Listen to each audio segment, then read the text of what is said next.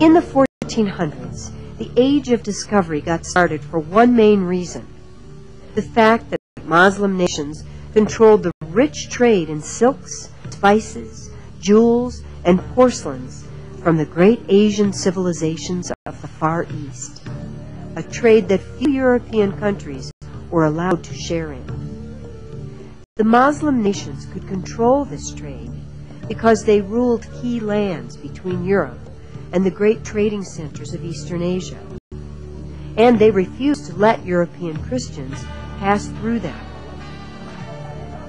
Muslim traders brought goods from the Far East in two ways: by camel caravans thousands of miles overland, or in small ships from India, which crossed the Indian Ocean into the Red Sea.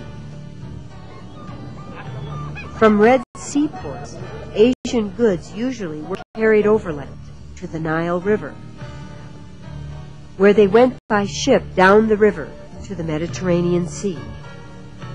Once they reached the Mediterranean ports, the Muslim traders would sell their goods only to merchants from the Italian city-states of Genoa and Venice.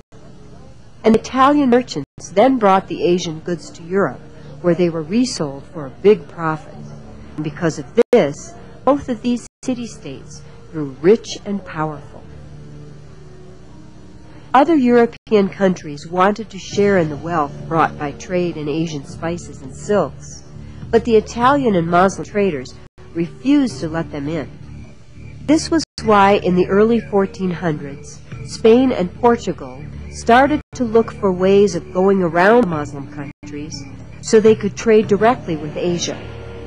But it was clear that to do this, new sea routes to the east would have to be found. But to be able to sail such extremely long distances, they had to learn a lot more about science of navigation, which lets sailors find the positions of their ships at sea, or they could get hopelessly lost.